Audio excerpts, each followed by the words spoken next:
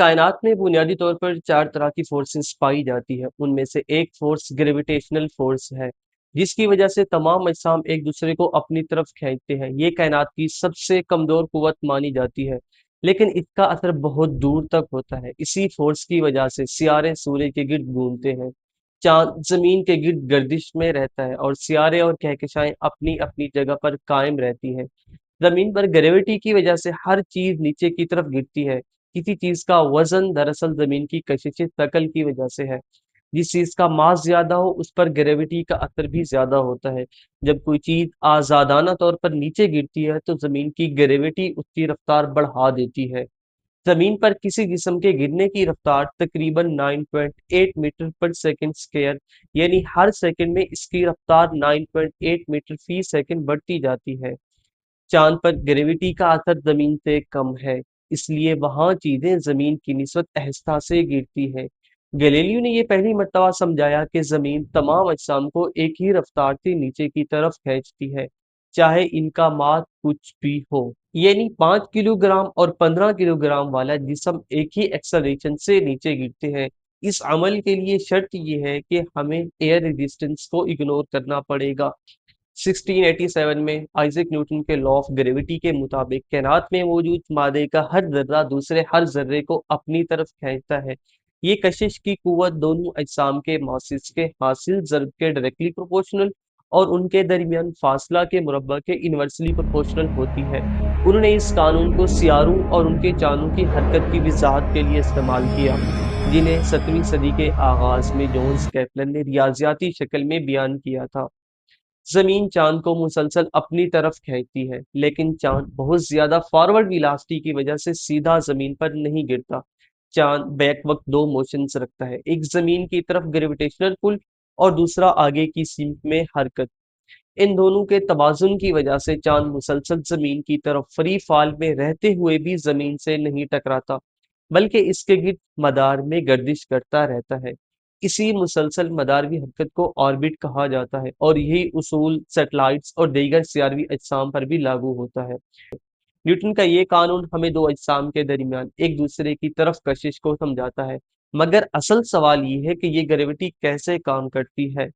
Albert Einstein ने 1915 में अपनी मशहूर थ्योरी जनरल रिलेटिविटी पेश की, जिसने ग्रेविटी को समझने का पूरा अंदाज ही बदल दिया।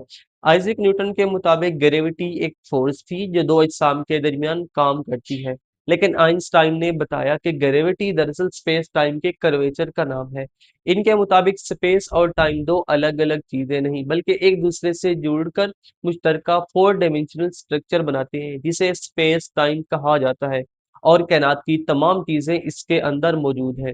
इसीलिए किसी भी वाक़ये के वकूअ पज़ीर होने के लिए जरूरी है कि टाइम और स्पेस दोनों का बताया जाए। आइंस्टाइन की इस थ्योरी के मुताबिक जब कोई ऑब्जेक्ट बहुत ज्यादा मास रखता है तो वो अपने इर्द गिर्द के स्पेस टाइम को बेंड या कर्व कर देता है। मिसाल के तौर पर सूरज अपने बहुत ज्यादा मास की वजह से स्पेस टाइम में कर्वेचर पैदा करता है और जमीन इसी कर्व पाथ पर हरकत करती है। हमें ऐसा महसूस होता है कि जैसे सूरज जमीन को अपनी तरफ खींच रहा हो, लेकिन हकीकत में जमीन कर्व्ड स्पेस टाइम के अंदर एक कुदरती रास्ते पर सफर कर रही होती है। इसके साथ साथ जनरल रिलेटिविटी की एक अहम प्रेडिक्शन ये भी थी कि रोशनी भी ग्रेविटी से मुतासिर होती है। जब रोशनी बहुत मैसिव ऑब्जेक्ट जैसे कि सूर्य के करीब से गुजरती है तो उसका रास्ता बेंड हो जाता है, क्योंकि स्पेस टाइम खुद कर्व हो चुका होता है। बाद में एक्सपेरिमेंट्स ने इस प्रिडिक्शन को दुरुस्त साबित किया, जिससे आइंस्टाइन की थ्योरी को बहुत बड़ी साइंसी कामयाबी हासिल हुई। इस थ्योरी के मुताबिक ग्रेविटी वक्त पर भी असर डालती है। जितनी ज्यादा ग्रेविटी होगी वक्त उतना ही स्लो गुजरेगा। यही असर जीपीएस सैटेलाइट्स की बुनियाद है, जहां वक्त जमीन के मुकाबले में मुख्तलिफ रफ्तार से गुजरता है। जनरल रिलेटिविटी को आज मॉडर्न एस्ट्रोफिजिक्स और कॉस्मोलॉजी की बुनियाद समझा जाता है, और इसी की मदद से हम ब्लैक होल्स, ग्रेविटेशनल वेव्स और एक्सपेंडिंग यूनिवर्स जैसे फिनोमिनास को बआसानी समझ सकते हैं। ब्लैक होल कायनात के सबसे पुरअसरार में से एक है। ये एक ऐसा रीजन होता है जहां ग्रेविटी इतनी स्ट्रांग होती है कि कोई भी चीज, हत्ता कि रोशनी भी इससे नहीं निकल सकती। इसी वजह से ब्लैक होल बराह रास्त नजर नहीं आता, क्योंकि इससे कोई भी लाइट रिफ्लेक्ट या इमिट नहीं होती। एक ब्लैक होल आम तौर पर उस वक्त बनता है जब एक बहुत बड़ा सियारा अपनी जिंदगी के आखिरी मराहिल में कोलैप्स हो जाता है। जब सियारे के अंदर सारा का सारा न्यूक्लियर फ्यूजन खत्म हो जाता है, तो ग्रेविटी इसके मास को अंदर की तरफ इंतहाई शिद्दत से दबा देती है। अगर सितारे का मास बहुत ज्यादा हो तो ये कोलैप्स इतना इंटेंस होता है कि तमाम मैटर एक इंतहाई छोटे रीजन में कंप्रेस हो जाता है, जिससे एटम का वजूद भी खत्म हो जाता है और वहां एक ब्लैक होल तश्कील पाता है। जनरल रिलेटिविटी के मुताबिक ब्लैक होल के अंदर स्पेस टाइम लामादूद हद तक कर्व्ड हो जाता है। इसकी ग्रेविटी इतनी पावरफुल होती है कि एस्केप वेलोसिटी रोशनी की रफ्तार से भी ज्यादा हो जाती है। क्योंकि कायनात में कोई चीज लाइट से ज्यादा तेज सफर नहीं कर सकती, इसलिए एक बार अगर कोई ऑब्जेक्ट ब्लैक होल के करीब एक खास हद के अंदर दाखिल हो जाए तो वो वापस नहीं आ सकता। इस बाउंड्री को इवेंट होराइजन कहा जाता है। ये वो इमेजिनरी सरफेस है जिसके बाद वापसी मुमकिन नहीं। जनरल रिलेटिविटी ये प्रेडिक्शंस भी करती है कि अगर बहुत बड़े मैसिव ऑब्जेक्ट्स खला में तेजी से हरकत करें या आपस में टकराएं तो वो स्पेस टाइम में वेव्स पैदा करेंगे। इन वेव्स को ग्रेविटेशनल वेव्स कहा जाता है।